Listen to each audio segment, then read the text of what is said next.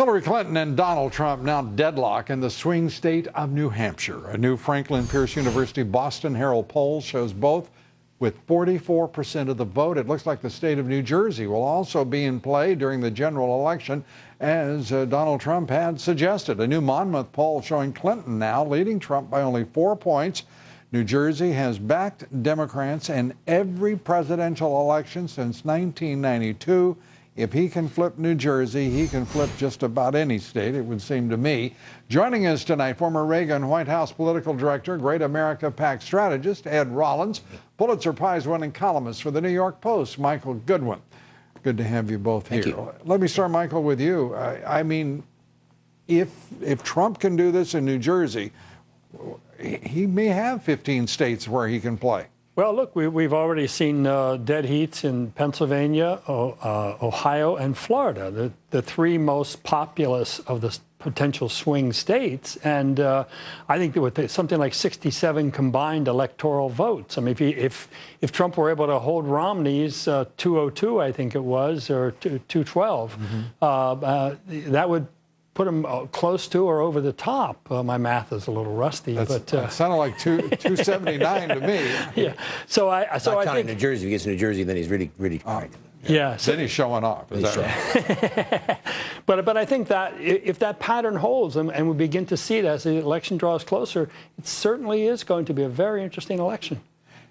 Is it your judgment that he can make that kind of hay this year? I think he can. I think there's a long ways to go. Everybody's gnashing their teeth at the things that he's saying, but I think to a certain extent, he's defined not by his words, but defined by his actions, and people see him as a leader who's tough, strong, at a time the country desperately needs a leader. You say that, Ed, and at the same time, I think his words do matter, and I think they matter a lot to a lot of people. He's got more votes than any Republican in history, and you still got 5 states to go.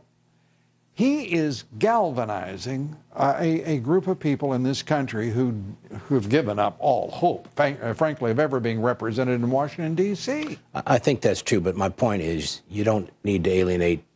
Look, I get the civics lesson, but I'm not running for anything. Right. And it's a great burden not to have to carry. And he just needs to shift now and go beat up the Democrats. That's what the drill is ahead of us, is to beat up the Democrats. There's a little intervention coming here. A little fellow by the name of Bill Kristol.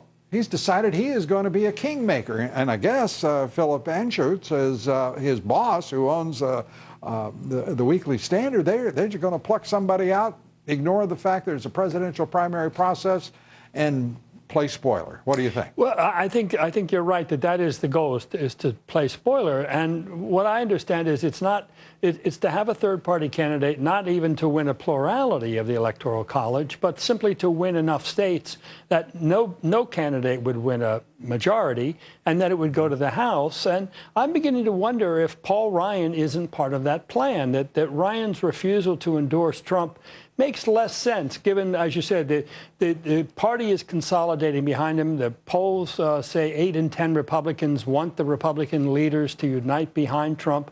Paul Ryan being conspicuous in his refusal to do so, I wonder if he isn't keeping himself a free agent in the event the election does come to the House, because there is no Electoral College majority. It's not going to the House. Well, I mean, this is quite a construction. It's not you can't forget there are 2 former Republican governors running on the Libertarian ticket, Weld and Johnson. They're going to get a few votes. But this new guy that he's thrown out after months and months and months of trying to find a candidate, and no offense to Mr. French, if he's the person, but you got to have a serious. Why would you not want to offend him? I mean, the fact of the matter is, I don't know him. There is a process. I've offended enough people of late, so I'm trying to keep my wife happy at home. But you can't take a perfectly unknown person in this late in the game and throw them into the mix, and it's the ultimate hubris to think the presidential race. You don't think Bill Kristol and a few of these oligarchs are anywhere short on the hubris? Do you? I do. I think to a certain extent they don't understand the game, and I think the reality is that it's a two-way race. It's Trump, who's clearly getting more and more stronger by the day, and it's Hillary getting weaker and weaker by the day. Let's be clear here. And I don't care who I offend. I really don't. I mean, let's get to the truth of this. This is an anti-establishment wave election waiting to unfold. The establishment is desperately clawing and reaching for any possibility it can to save its power.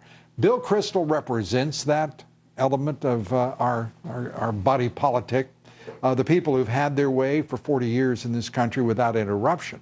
And it's no more than that, no less than that. And Trump scares the hell out of them. And I don't think there's anything that they won't stoop to, including this little maneuver. Look, I think gatekeepers of all kinds are being thrown aside in this election. I mean, it is one of the most remarkable things. I mean, it is a peaceful revolution, and it is upsetting a lot of apple carts. And you get the last word here. The neocons are a very small element of the Republican Party who basically have done a lot of damage over the years. And I think they've torn it to pieces. And by the way, they've done a lot of damage to the country. Don't let anybody kid you. And had a much bigger voice than they deserved. And so my sense is this could be the end of them as a viable factor. Yeah, and Kristol is going to be at risk, as we say. Well, he is. But irrespective of what he does or does not do here with David French. You agree? Oh, totally. I don't know. Where did you go there?